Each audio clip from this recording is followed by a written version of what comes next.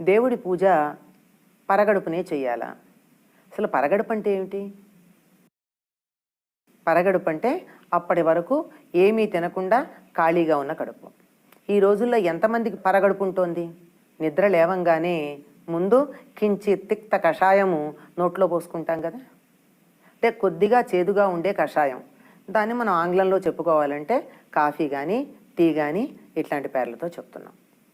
ఇదేదో నోట్లో పోసుకుందే స్నానాధికాలు కూడా నిర్వర్తించని రోజుల్లో పరగడుపు ఎవరికండి? అయితే దానికి కొంచెం మనం సౌలభ్యం కలిగించుకుంటూ ఉన్నాం. ఎందుకంటే సనాతన ధర్మం అన్ని తలుపులు తెరిచే ఉంచుతుంది, అందరినీ లోపలికి ఆహ్వానిస్తుంది. అన్ని రకాల వాళ్ళకి, అనారోగ్యంగా ఉన్న వాళ్ళకి, వీలు లేని వాళ్ళకి కూడా సౌకర్యం కలిగించే ఒక గొప్ప సంప్రదాయం మనది. తలుపులన్నీ ఏ కారణంగానా వేసేస్తే ఓ కిటికీ అన్నా తెరిచి ఉంటుంది. కిటికీలు కూడా వేసేస్తేట ఒక గవాక్షం అంటే వెంటిలేటర్ తెరిచి ఉంటుంది. వెంటిలేటర్ కూడా ఎవరైనా ఒక కఠినుడు మూసేస్తే పెంకులు తీసుకుని బయటకు వచ్చే వీలు ఉంటుందిట.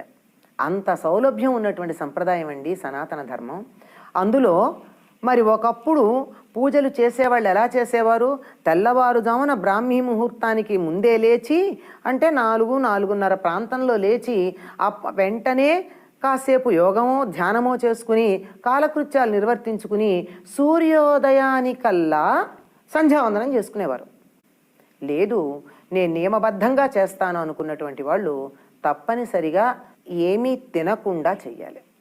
తినకుండా అన్న సందర్భంలో తాగకుండా అన్నది అందులో లేదు అని కొంతమంది దానికి వ్యాఖ్యానం చేసి సమర్థించుకున్నారు. అంబరీషుడు ద్వాదశి పారణ చేసేటటువంటి సందర్భంలో సమయం దాటిపోతుంది, పారణ చెయ్యాలి అంటే దుర్వాసుడు రాలేదు గనక పండితులైన వాళ్ళు చెప్పింది ఏమిటి? సలిల భక్షణము సమ్మతము అన్నారు.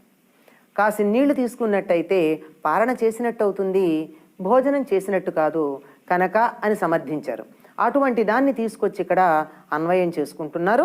భగవంతుడు దుర్వాసుడు కాదు గనక మనకి ఆయన బాధ పెడతాడు అని భయపడవలసినటువంటి పని లేదు.